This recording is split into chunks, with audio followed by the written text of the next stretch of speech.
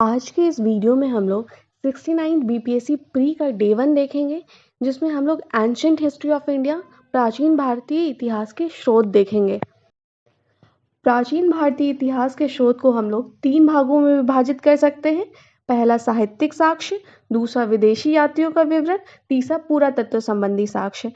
अगर साहित्यिक साक्ष्य की बात की जाए तो ये फिर से 2 भागों में विभाजित है, धार्मिक साहित्य या धर्म ग्रंथ, दूसरा है लौकिक साहित्य। धार्मिक साहित्य के अंतर्गत ब्राह्मण साहित्य, ब्राह्मणेतर साहित्य आ जाते हैं, जिनके बारे में हम लोग आगे चर्चा करेंगे। और लौकिक साहित्य के अंतर्गत ऐतिहासिक ग्रंथ, जीवनी, कल्पना प्रधान गल्प साहित्य आ जाते हैं। विदेशी यात्रियों के विवरण में हमें यूनानी, चीनी और अरबी लेखकों का विवरण मिलता है। पुरातत्व संबंधी साक्ष्य में हमें अभिलेख, सिक्के, स्मारक या भवन, मूर्तियां और चित्रकला देखने को मिलती है। सबसे पहले हम लोग साहित्यिक साक्ष्य के अंतर्गत धार्मिक साहित्य या धार्मिक ग्रंथ को देखेंगे, जिसे हम लोग देख सकते हैं कि यह 2 भाग में विभाजित किया जा सकता है, ब्राह्मण साहित्य और ब्राह्मणेतर साहित्य में। ब्राह्मण साहित्य के अंतर्गत वेद, उपनिषद, रामायण, महाभारत, पुराण और स्मृति ग्रंथ आ जाते हैं। और ब्राह्मणेतर साहित्य के अंतर्गत जैन ग्रंथ और बौद्ध ग्रंथ आ जाते हैं। हम लोग ब्राह्मण साहित्य में सबसे पहले वेद को देखेंगे। वेद एक महत्वपूर्ण ब्राह्मण धर्म ग्रंथ है, जिसका अर्थ है ज्ञान या महत्व ज्ञान, जिसका मतलब होता है पवित्र एवं आध्यात्मिक ज्ञान। और यह शब्द विद धातु से बना है, जिसका अर्थ है जानना। वेदों के संकलनकर्ता कृष्ण द्वैपायन थे, और कृष्ण द्वैपायन को वेदों के पृथक्करण व्यास के कारण वेद व्यास की संज्ञा प्राप्त हुई। वेदों से ही हमें आर्यों के विषय में प्रारंभिक जानकारी मिलती है। कुछ लोग वेदों को अपौरुषेय मानते हैं, जिसका अर्थ होता है देवकृत, क्योंकि वेदों की रचना किसी व्यक्ति विशेष द्वारा नहीं बल्कि ईश्वर द्वारा किया गया है, ऐसा लोगों का मानना है। वर्तमान में वैदिक साहित्य जिस रूप में उपलब्ध है उसे संहिता कहा जाता है, जिसे इंग्लिश में कलेक्शन कह सकते हैं। वस्तुतः वैदिक ऋषि और मुनि जो ईश्वरीय संदेश प्राप्त करते रहते थे, उन्हीं संदेशों का संकलन वेद कहलाया है। और वेद जो है वो कुल 4 हैं: ऋग्वेद, सामवेद, यजुर्वेद और अथर्ववेद। अगर ऋग्वेद, सामवेद, यजुर्वेद और अथर्ववेद इन चारों की कलेक्शन की बात की जाए तो इन्हें संहिता कहते हैं। लेकिन अगर ऋग्वेद, सामवेद और यजुर्वेद सिर्फ इन तीनों वेद की कलेक्शन की बात की जाए तो इन्हें मिलाकर के वेदत्रयी कहते हैं। अब हम लोग ऋग्वेद के बारे में देखेंगे। ऋग्वेद का अर्थ है एक ऐसा ज्ञान जो ऋचाओं में बद्ध है। ऋग्वेद जो है वो सबसे प्राचीन वेद है, जिसका समय 1500 से 1000 ईसा पूर्व है। इससे हमें आर्यों के राजनीतिक प्रणाली और उसके इतिहास के बारे में जानकारी मिलती है। ऋग्वेद 2 भागों में विभाजित है, एक है अष्टक क्रम और एक है मंडल क्रम। अगर अष्टक क्रम की बात की जाए तो समस्त ग्रंथ को, मतलब समस्त ऋग्वेद को 8 अष्टक में विभाजित किया गया है, और प्रत्येक अष्टक अगेन 8 अध्याय में विभाजित है, और प्रत्येक अध्याय वर्गों में विभाजित है, और समस्त वर्ग की संख्या 2006 है। और अगर मंडल क्रम की बात की जाए तो समस्त ग्रंथ जो है वो 10 मंडल में विभाजित है, और प्रत्येक मंडल जो है वो अनुवाक में विभाजित है, और प्रत्येक अनुवाक सूक्त में, और प्रत्येक सूक्त जो है वो मंत्र या ऋचाओं में विभाजित है। अगर कुल अनुवाक की बात की जाए तो ऋग्वेद में टोटल 85 अनुवाक है और 1028 सूक्त हैं। और अगर सूक्तों के ऋचाओं की संख्या की बात की जाए तो वो 10,552 है, जो कि अप्रॉक्स में 10,600 है। अगर सूक्तों के पुरुष रचयिता की बात की जाए, मतलब सूक्तों के रचयिता पुरुष भी थे और स्त्री भी थी, तो अगर पुरुष रचयिता की बात की जाए तो गृत्समत, विश्वामित्र, वामदेव, अत्रि, भारद्वाज और वशिष्ठ ये मुख्य थे। और अगर स्त्री रचयिता की बात की जाए तो लोपामुद्रा, घोषा, अपाला, विश्ववारा, सिक्ता, साची पौलोमी, कक्षावृत्ति ये लोग मुख्य स्त्री रचयिता थी, जिसमें प्रमुख थी लोपामुद्रा।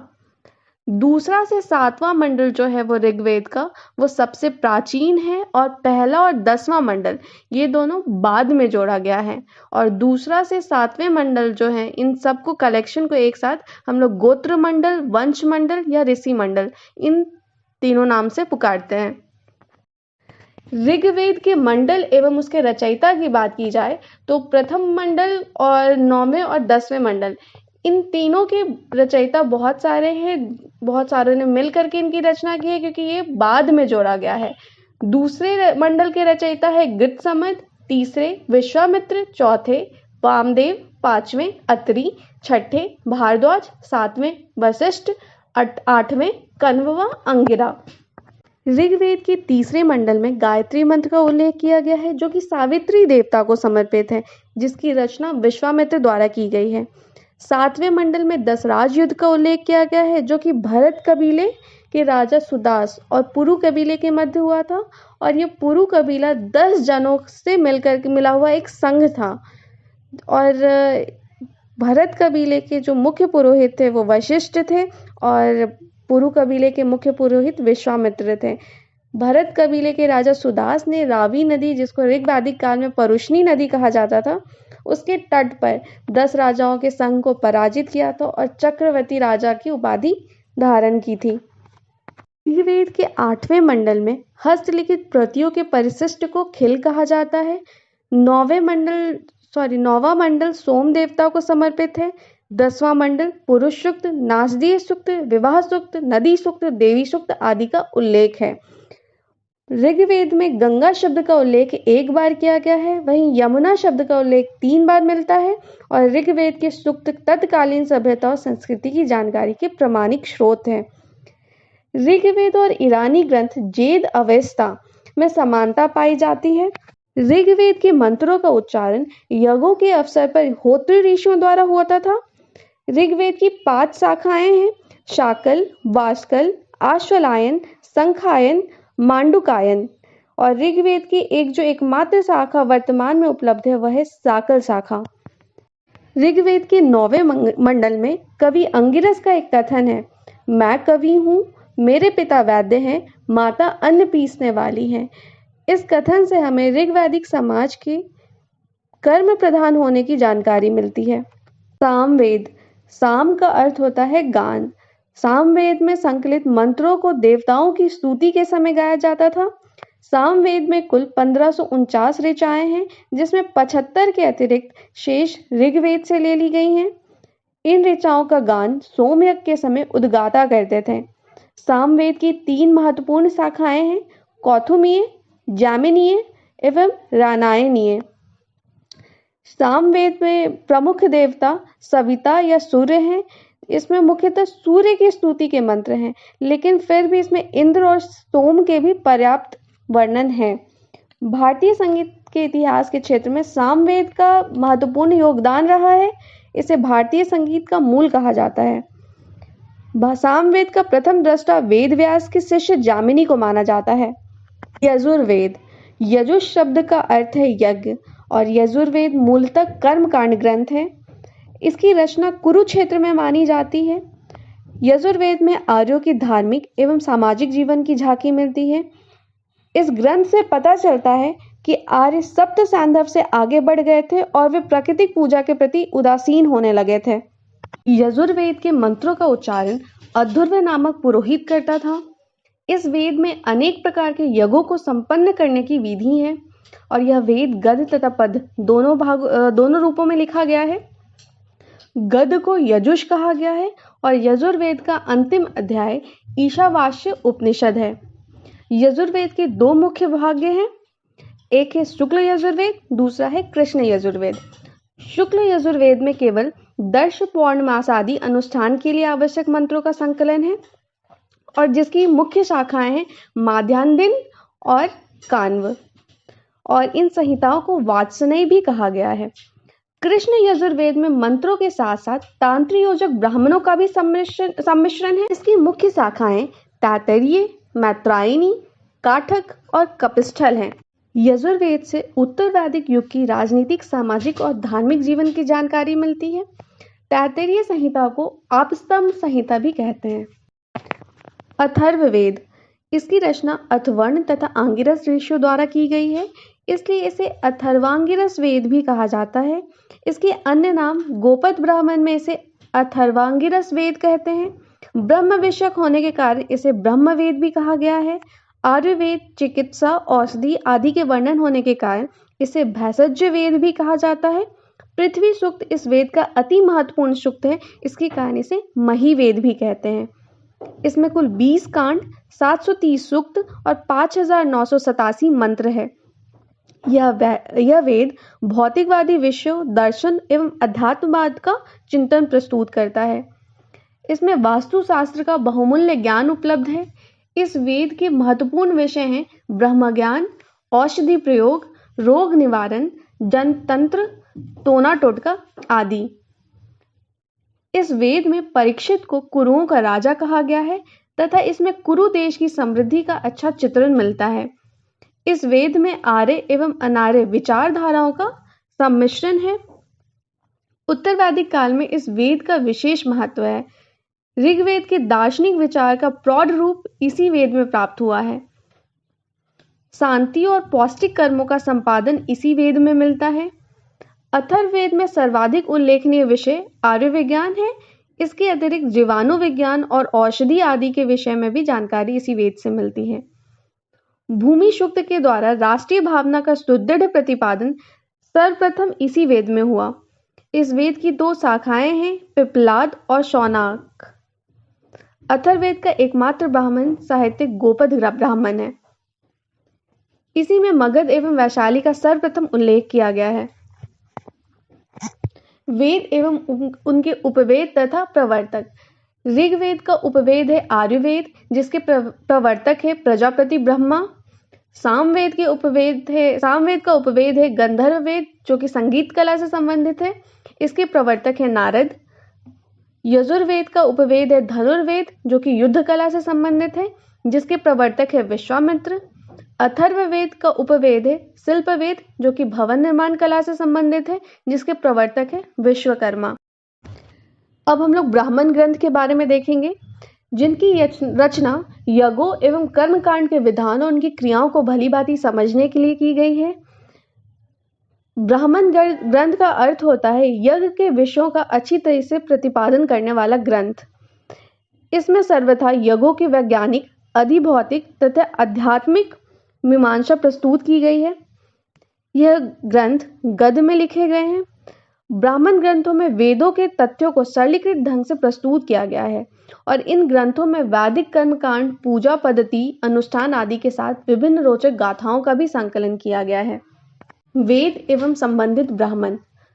ऋग्वेद से संबंधित ब्राह्मण है ऐतरेय ब्राह्मण, कौशिकी ब्राह्मण। शुक्ल यजुर्वेद का संबंधित ब्राह्मण है शतपथ ब्राह्मण। कृष्ण यजुर्वेद का तैत्तिरीय ब्राह्मण। सामवेद का पंचविश ब्राह्मण, षड्विश ब्राह्मण, सामविधान ब्राह्मण, जामिनी ब्राह्मण। अथर्ववेद का ब्राह्मण है गोपथ ब्राह्मण। ऐतरेय ब्राह्मण ऋग्वेद के शाकल शाखा से संबंधित है, जिससे हमें ये पता चलता है कि उस समय पूर्व में विदेह जाति का राज्य था, पश्चिम में निच्च और अपाच्य राज्य थे, उत्तर में कुरु और मद्र का शासन था और दक्षिण में भोज्य राज्य था। ऐतरेय ब्राह्मण में ही राज्याभिषेक के नियम दिए गए हैं, जिसके अंतिम भाग में पुरोहित का विशेष महत्व निरूपित किया गया है। कौशिकी ब्राह्मण ऋग्वेद के वास्कल शाखा से संबंधित है, जिसमें अन्य ब्राह्मण ग्रंथों की भांति ही मानवीय आचार के नियम और निर्देश दिए गए हैं। शतपथ ब्राह्मण शुक्ल यजुर्वेद के दोनों शाखाओं काण्व और मध्याह्निनी से संबंधित है। इसमें यज्ञों को जीवन का सबसे महत्वपूर्ण कृत्य बताया गया है और इसके रचयिता याज्ञवल्क्य हैं। तैत्तिरीय ब्राह्मण ये कृष्ण यजुर्वेदीय शाखा से संबंधित है। इसके अनुसार मनुष्य का आचरण देवों के समान होना चाहिए और इस ग्रंथ में मन को ही सर्वोच्च प्रजापति बताया गया है। षड्विश ब्राह्मण यह सामवेद के कौथुम शाखा से संबंधित है और इसमें सबसे पहले भूकंप, अकाल आदि का वर्णन किया गया है। जामिनीय ब्राह्मण यह 3 भागों में विभक्त है और यह भी सामवेद से संबंधित है और इसमें ही कहा गया है ऊंचा मत बोलो, भूमि अथवा दीवार के भी कान होते हैं। अब हम लोग आरण्यक देखेंगे। आरण्यक ब्राह्मण के ही अंग है, जिनका विषय अध्यात्म, चिंतन तथा दर्शन है। इन ग्रंथों में प्राण विद्या की महिमा का प्रतिपादन विशेष रूप से मिलता है। इन्हें आरण्यक इसलिए कहा जाता है क्योंकि इन ग्रंथों का मनन अरण्य अर्थात वन में किया जाता था। वेद एवं संबंधित आरण्यक। ऋग्वेद से संबंधित आरण्यक है ऐतरेय, कौशिकी। यजुर्वेद से संबंधित है बृहदारण्यक, मैत्रायणी, तैत्तियारण्यक। सामवेद से संबंधित है जैमिनीयोपनिषद या तवलकार आरण्यक। अथर्ववेद का कोई आरण्यक नहीं है। अब हम लोग उपनिषद देखेंगे, जिसका शाब्दिक अर्थ है समीप बैठना, अर्थात ब्रह्म विद्या को प्राप्त करने के लिए गुरु के समीप बैठना। इस प्रकार उपनिषद एक ऐसा रहस्य ज्ञान है जिसे हम गुरु के सहयोग से ही समझ सकते हैं।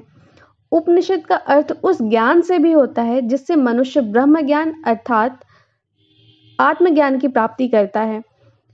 उपनिषद का विषय है आध्यात्मिक ज्ञान। ब्रह्म विषयक होने के कारण इन्हें ब्रह्म विद्या भी कहा जाता है।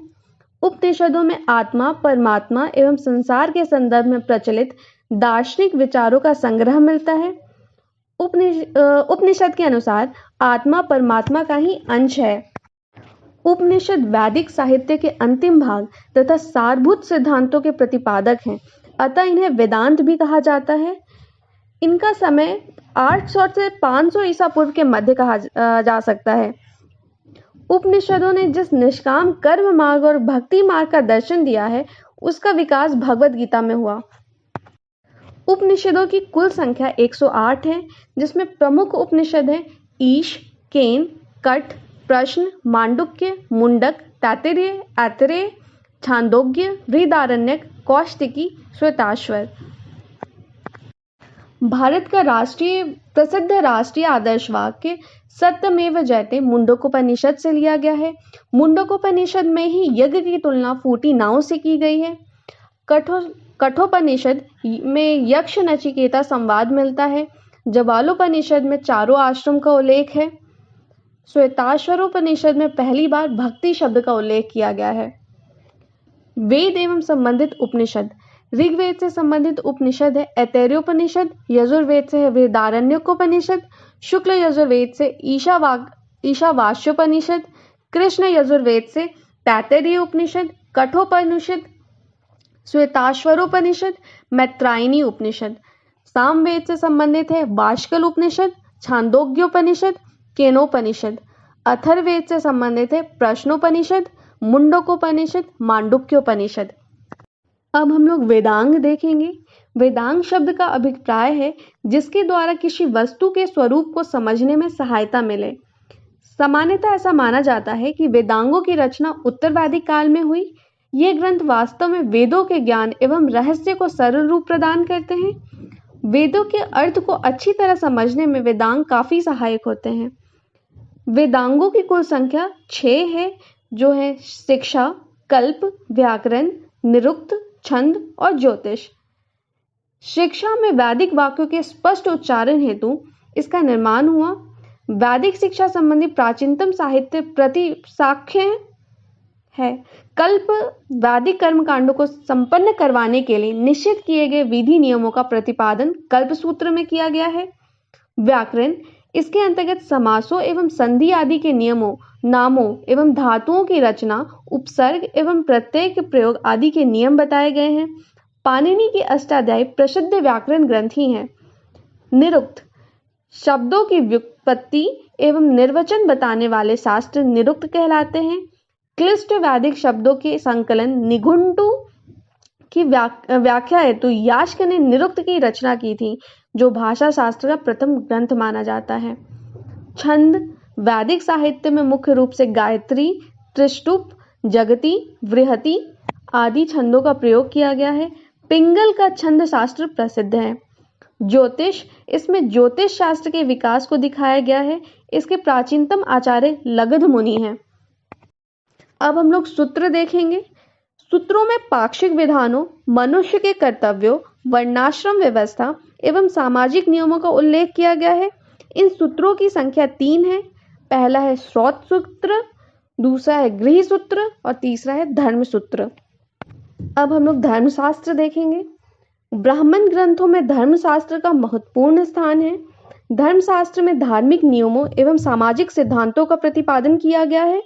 इन ग्रंथों में विष्णु धर्मशास्त्र, मानव धर्मशास्त्र, याज्ञवल्क्य स्मृति, नारद स्मृति, मनुस्मृति आदि प्रमुख है। धर्मशास्त्र के अंतर्गत 4 साहित्य आते हैं: धर्मसूत्र, स्मृति, टीका एवं निबंध। अगर स्मृति की बात की जाए तो मनुष्य के पूरे जीवन से संबंधित अनेक क्रियाकलापों के बारे में असंख्य विधि निषेधों की जानकारी हमें स्मृतियों से मिलती है, जिसमें मनुस्मृति सबसे प्राचीनतम है और मनुस्मृति से शुंग वंश की जानकारी भी प्राप्त होती है और नारद स्मृति से हमें गुप्त काल की जानकारी प्राप्त होती है।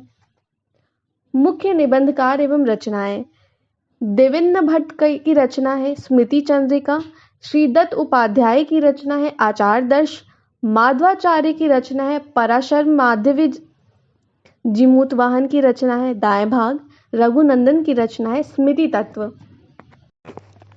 अब हम लोग महाकाव्य देखेंगे, जिनमें भारत में 2 प्रसिद्ध और प्राचीन महाकाव्य हैं, रामायण और महाभारत। रामायण की रचना महर्षि वाल्मीकि द्वारा की गई थी, जिसकी भाषा संस्कृत है और जिसमें मूलतः 6000 श्लोक थे, जिनमें बाद में 12000 हुए और फिर 24000 हो गए। 24000 श्लोक होने के बाद इसे चतुर्विंशति सहस्त्री संहिता भी कहा गया और ये 7 कांडों में विभाजित है: बालकांड, अयोध्या कांड, अरण्य कांड, किष्किंधा कांड, सुंदरकांड, युद्ध कांड और उत्तरकांड। भसुंडी रामायण को आदि रामायण कहा जाता है। भारत के बाहर सर्वप्रथम चीन में रामायण का अनुवाद किया गया है। महाभारत, इसकी रचना महर्षि व्यास द्वारा की गई है। मूलतः इसमें 8800 श्लोक थे। उस समय इसका नाम जय संहिता था। बाद में इसमें 24000 श्लोक होने के बाद ये भारत कहलाया और गुप्त काल में श्लोकों की संख्या 1 लाख होने पर यह सतसाहस्त्री संहिता या महाभारत कहलाया। इसका प्रारंभिक उल्लेख आश्वलायन गृह सूत्र में मिलता है। इसमें यह 18 पर्वों में विभाजित है: आदि, सभा, वन, विराट, उद्योग, भीष्म, द्रोण, कर्ण, शल्य, सौप्तिक, स्त्री, शांति, अनुशासन, अश्वमेध, आश्रमवासी, मौसल, महाप्रस्थानिक एवं स्वर्गारोहण। इसमें हरिवंश नामक परिशिष्ट है। पुराण के रचयिता लोमहर्ष और उनके पुत्र उग्रश्रवा थे। इसकी भाषा भी संस्कृत है और कुल 18 पुराण हैं, जिनमें पहला ब्रह्म पुराण, दूसरा पद्म पुराण, विष्णु पुराण, वायु पुराण, भागवत पुराण, नारदीय पुराण, मार्कंडेय पुराण, अग्नि पुराण, भविष्य पुराण, लिंग पुराण, वराह पुराण, स्कंद पुराण, वामन पुराण, कुर्म पुराण, मत्स्य पुराण, गरुड़ पुराण, ब्रह्मांड पुराण, ब्रह्म व्यावर्त पुराण। विष्णु, मत्स्य, वायु, ब्रह्मांड तथा भागवत पुराण में राजाओं की वंशावली मिलती है। मत्स्य पुराण से हमें सातवाहन वंश की जानकारी मिलती है। विष्णु पुराण से हमें मौर्य वंश की जानकारी मिलती है। वायु पुराण से हमें गुप्त वंश की जानकारी मिलती है। मार्कंडेय पुराण से देवी दुर्गा से संबंधित है, जिसमें दुर्गा सप्तशती का उल्लेख किया गया है। अग्नि पुराण में तंत्र का उल्लेख किया गया है और गणेश पूजा का प्रथम बार उल्लेख किया गया है। अब हम लोग ब्राह्मणेतर साहित्य में सबसे पहले बौद्ध साहित्य को देखेंगे, जिसे त्रिपिटक कहा जाता है। महात्मा बुद्ध के परिनिर्वाण के बाद आयोजित बौद्ध संगतियों में त्रिपिटक का संकलन किया गया, जो कि सबसे प्राचीन बौद्ध धर्म ग्रंथ है और यह संस्कृत भाषा में लिखी गई है। ऊलन और रिच डेविस महोदय ने पिटक का अर्थ बताया था टोकरी, और ये त्रिपिटक 3 भागों में विभाजित है: सुत्त पिटक, विनय पिटक और अभिधम्म पिटक। सुत्त पिटक में बुद्ध के उपदेशों का संग्रह है। विनय पिटक में बौद्ध मठों में रहने वाले भिक्षु भिक्षुणियों के अनुशासन संबंधी नियम है। अभिधम्म पिटक में महात्मा बुद्ध के उपदेश एवं सिद्धांतों तथा बौद्ध मतों की दार्शनिक व्याख्या की गई है। सुत्त पिटक 5 निकाय में विभाजित है: दिघ निकाय, मध्यम निकाय, संयुक्त निकाय, अंगुत्तर निकाय और खुदक निकाय। और विनय पिटक 4 भागों में विभक्त है: प्रतिमोक्ष, सुत्त विभंग, खंडक और परिवार।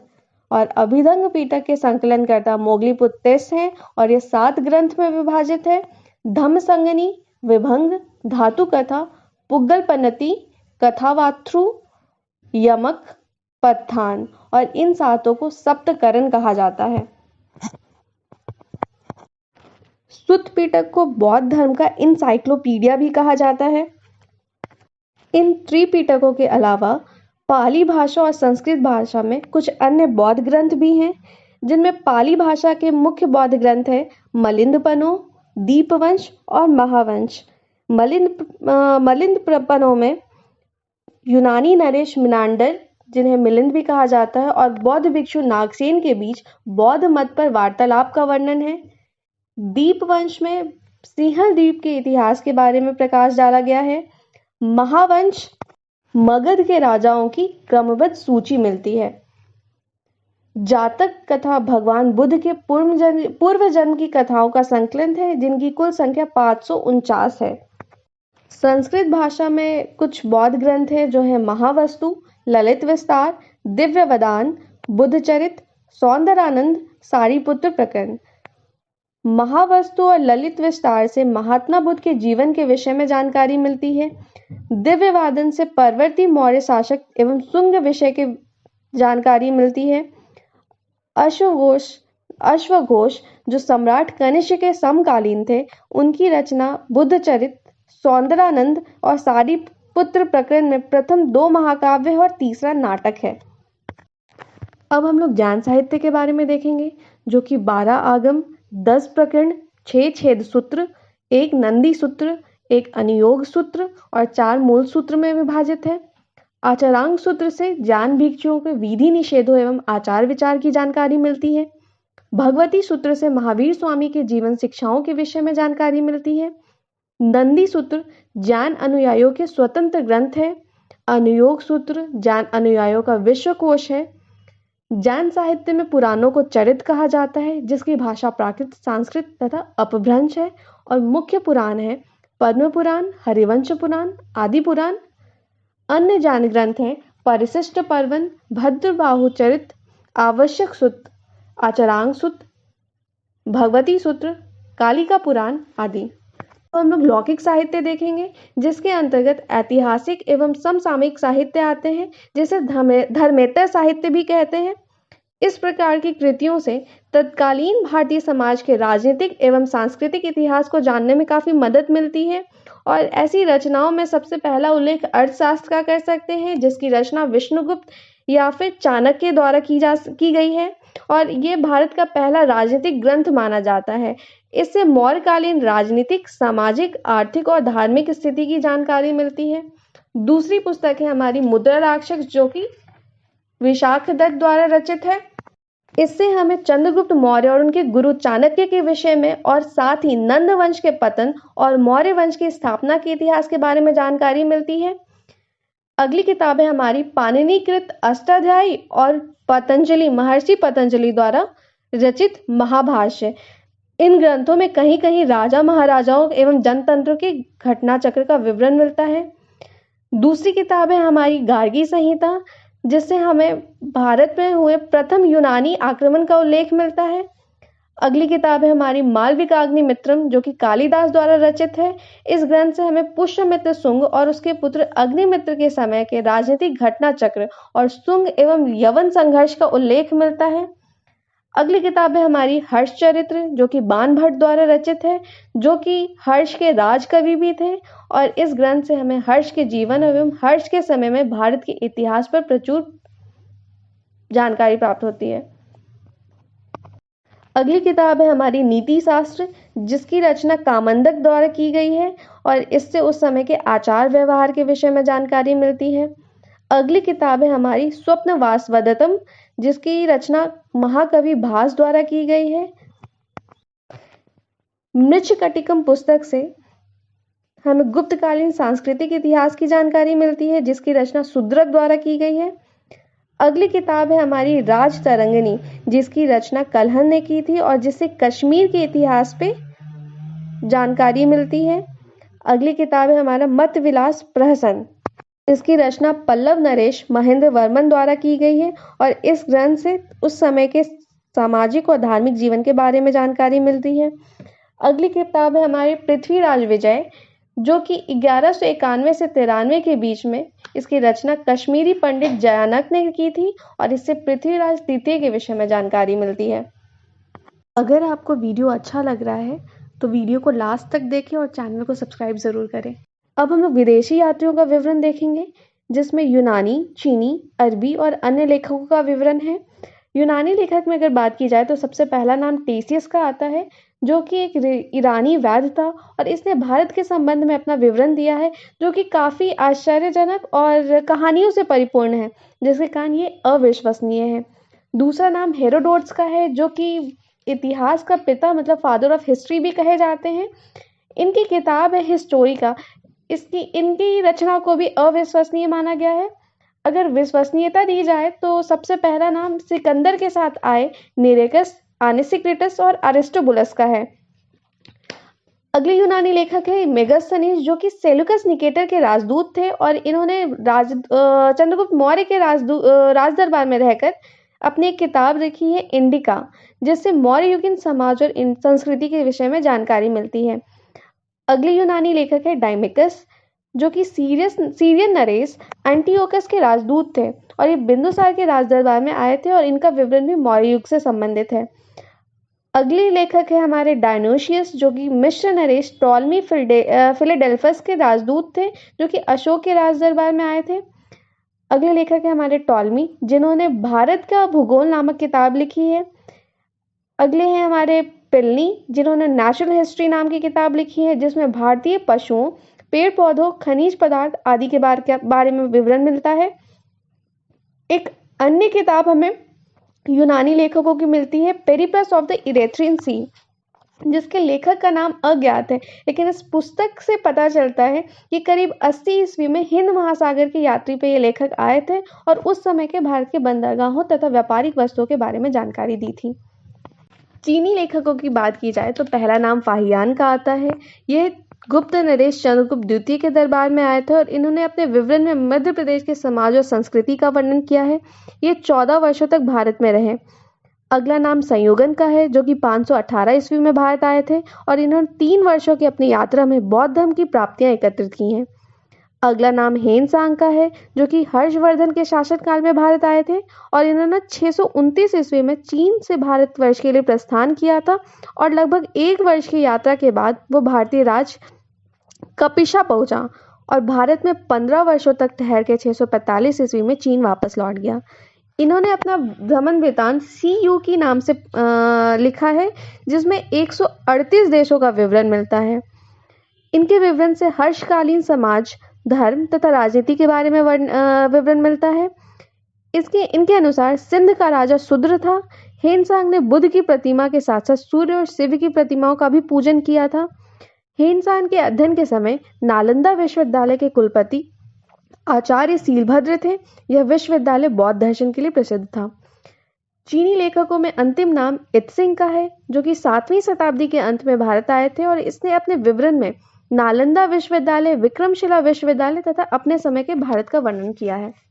अरबी लेखकों में पहला नाम अलबरूनी का है जो कि महमूद गजनवी के साथ भारत आए थे और इनकी रचना अरबी भाषा में लिखी गई है जिसका नाम है किताबुल हिंद या तहकीकी हिंद, जिसका अर्थ होता है भारत की खोज। दूसरा नाम अरबी लेखकों में इब्न बतूता का है। इन्होंने भी अपनी रचना अरबी भाषा में लिखी है और अपने यात्रा वृत्तांत या इनकी रचना का नाम है रहला और इनकी विद्वता से प्रभावित होकर के 1333 ईस्वी में सुल्तान मोहम्मद बिन तुगलक ने इन्हें दिल्ली का काजी भी नियुक्त किया था। अन्य लेखकों में तारानाथ और मार्को पोलो है। तारानाथ एक तिब्बती लेखक था जिसे कंग्यूर या तंग्यूर नामक ग्रंथ की रचना की थी। इसमें भारतीय इतिहास के बारे में जानकारी मिलती है। मार्को पोलो 13वीं शताब्दी के अंत में पांड्य देश की यात्रा पर आया था और इसका विवरण पांड्य इतिहास के अध्ययन के लिए उपयोगी है। पुरातत्व संबंधी साक्ष्य। भारतीय पुरातत्व शास्त्र का पिता अर्थात father of Indian archaeology sir Alexander Cunningham को कहा जाता है। पुरातत्व साक्ष्य के अंतर्गत मुख्यतः अभिलेख, सिक्के या मुद्राएं, स्मारक, भवन, मूर्तियां और चित्रकला आती हैं। अभिलेख में सबसे प्राचीनतम अभिलेख बोगजकोई अभिलेख है। उसके बाद के अभिलेख में हम लोग अशोक के अभिलेख देख सकते हैं और अशोक के बाद के अभिलेख देख सकते हैं। बोगजकोई अभिलेख सबसे प्राचीनतम अभिलेख है और यह मध्य एशिया के बोगजकोई नामक स्थान से करीब 1400 ईसा पूर्व में पाए गए हैं। इसमें अनेक वैदिक देवता इंद्र, मित्र, वरुण, नासत्य आदि का उल्लेख मिलता है। अशोक के अभिलेखों में हमें हैदराबाद के मास्की नामक स्थान से एक अभिलेख मिलता है जिसमें अशोक के नाम का स्पष्ट उल्लेख मिलता है। इसके अतिरिक्त गुर्जरा मध्य प्रदेश में, पनगुड़िया मध्य प्रदेश से प्राप्त लेखों में अशोक का नाम मिलता है। मतलब कि अशोक के अभिलेखों में मास्की, गुर्जरा और पनगुड़िया नामक जगहों से प्राप्त अभिलेखों में अशोक का नाम मिलता है, और अन्य सभी उसके अभिलेखों में उसको देवताओं का प्रिय प्रियदर्शी मतलब देव नाम प्रिय प्रियदर्शी कहा गया है। अशोक के अभिलेख मुख्यतः ब्राह्मी, खरोष्टी तथा अरमाइकी लिपियों में मिलते हैं, जिसमें अधिकांशतः ब्राह्मी लिपि में खुदे हुए हैं। इन लिपियों को बाईं से दाईं ओर लिखा जाता है। पश्चिमोत्तर प्रांत में प्रयुक्त होने वाली खरोष्टी लिपि दाईं से बाईं ओर लिखी जाती थी। पाकिस्तान और अफगानिस्तान में पाए गए अशोक के अभिलेखों में प्रयुक्त लिपि अरमाइकी और यूनानी थी। अशोक के बाद के अभिलेखों में जो मुख्य अभिलेख हैं वो निम्नलिखित हैं। खारवेल का हाथी गुम्फा अभिलेख, शक छत्र प्रथम रुद्रदमन का जूनागढ़ अभिलेख, सातवाहन नरेश पुलुमावी का नासिक गुहालेख, हरिसेन द्वारा लिखित समुद्रगुप्त का प्रयाग स्तंभलेख, मालव नरेश यशोवर्मन का मंदसौर अभिलेख, चालुक्य नरेश पुलकेशिन द्वितीय का ऐहोल अभिलेख, प्रतिसार नरेश भोज का ग्वालियर अभिलेख, स्कंदगुप्त का भीतरी तथा जूनागढ़ लेख, बंगाल के शासक विजय सेन का देवपाड़ा अभिलेख। कुछ गैर सरकारी अभिलेख भी मिले हैं, जैसे यवन राजदूत हेलियोडोरस का वेसनगर या विदिशा से प्राप्त गरुड़ स्तंभ लेख। इससे द्वितीय शताब्दी ईसा पूर्व में भारत में भागवत धर्म के विकसित होने का साक्ष्य मिलता है। मध्य प्रदेश के एरण्य से प्राप्त वराह प्रतिमा पर हून राजा तोरमार के लेखों का विवरण है। अभिलेखों का अध्ययन इपिग्राफी कहलाता है। अगर मुद्राओं की बात की जाए तो भारत की प्राचीनतम मुद्राएं 6ठी शताब्दी ईसा पूर्व में प्रचलित हुई और इस पर लेख नहीं होते थे। कुछ प्रतीक जैसे पर्वत, वृक्ष, पशु, पक्षी, मानव, पुष्प, ज्यामितीय आकृतियां आदि अंकित रहते थे।